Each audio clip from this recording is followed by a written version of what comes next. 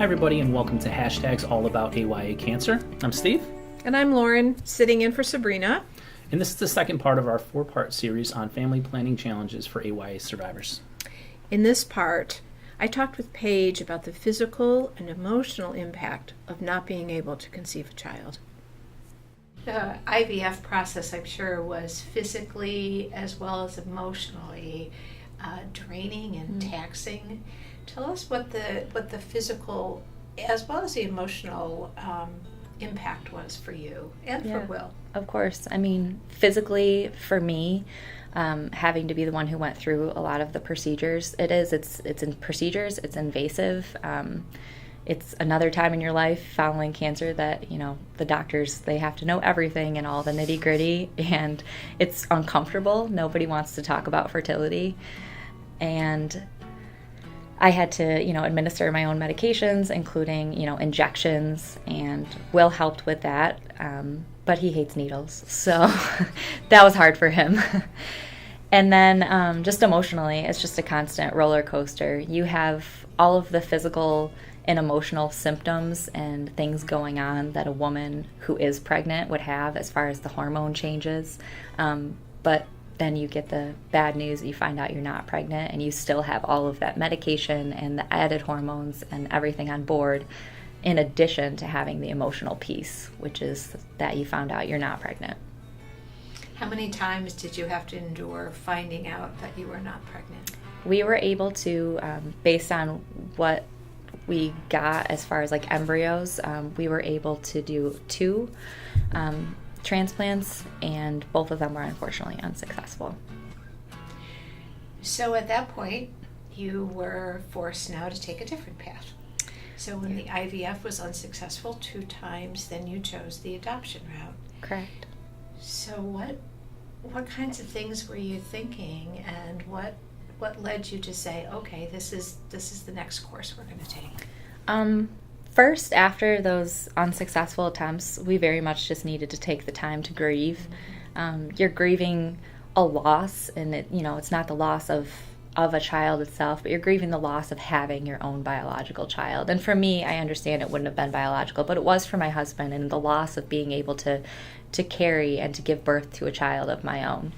So after grieving, several months went by, and we started to talk again about what our next step was going to be, and we reiterated that we felt like a door was closing if IVF wasn't successful, and that we really wanted to look into adoption.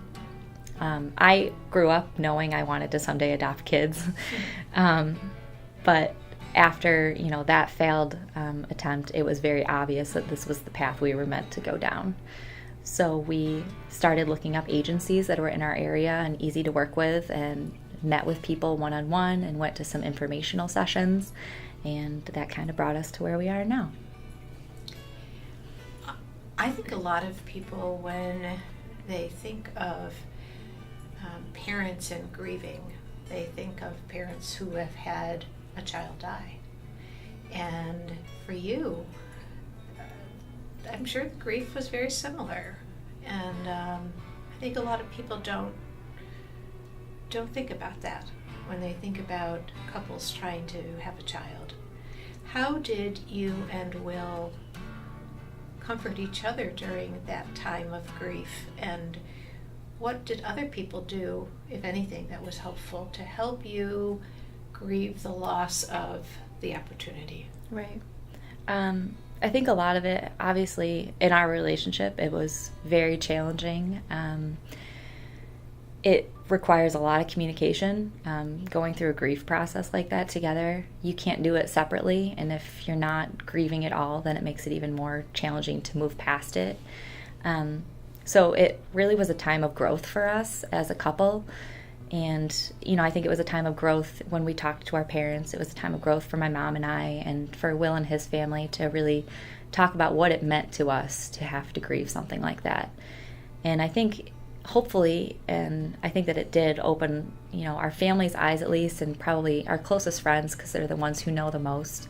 I also, I write and blog just to kind of let people know what's going on, because people have just been so supportive.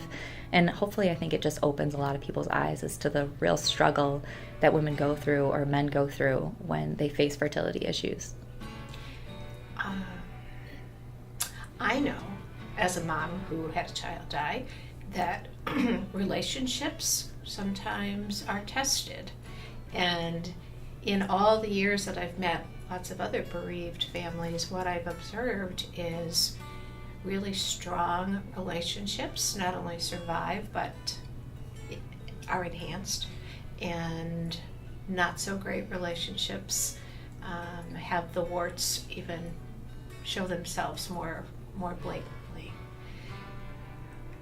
How did you and Will maintain the level of communication and respect and love for each other during that really tough time? It was a lot of trial by error. There was definitely some really hard days and even weeks. But we have another couple who's very close with us who have also struggled with fertility.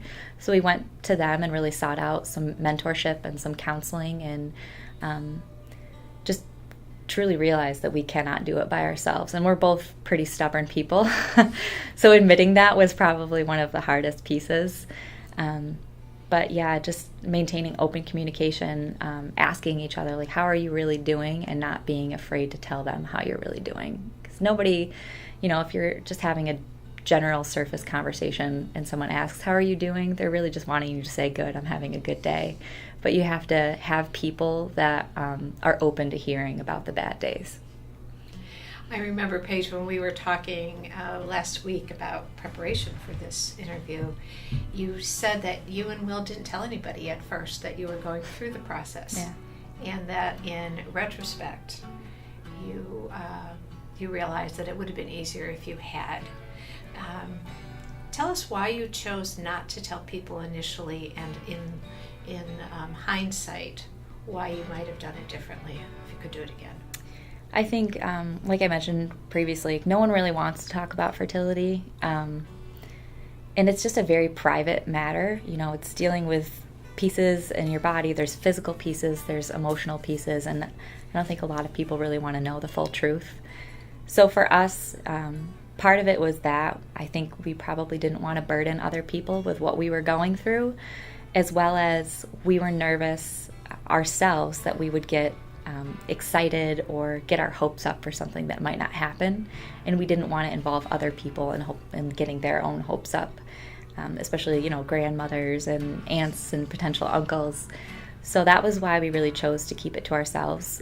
However, in hindsight, it was very very challenging to keep, I guess, that secret.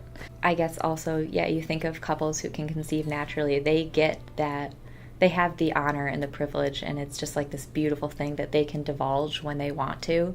And you kind of feel like, well, if I don't get to have a child naturally, or if I have to go through these procedures, then I feel like I want to have the same privileges that they have as far as being able to tell when we're ready. Fertility is also a very lonely journey. Although there's millions of people in the world who are going through struggles with fertility, you feel very alone, and it's hard to let people in, especially because I said it's just such like an intimate and personal thing. So that was another reason why we felt like it was the right thing to keep other family and friends out of what our first decisions were, but it was the bigger reason as to why we knew that we had to involve them more, because doing it alone is so much harder. Steve, for many of us, having children is a natural and joyful experience. But for couples like Paige and Will, unfortunately, it's difficult on so many levels. I think despite their struggles, honest and open communication seems to be the key to their strong relationship. Yes, and it's their strong relationship that helped them take the next step towards adoption, which we'll learn more about in part 3.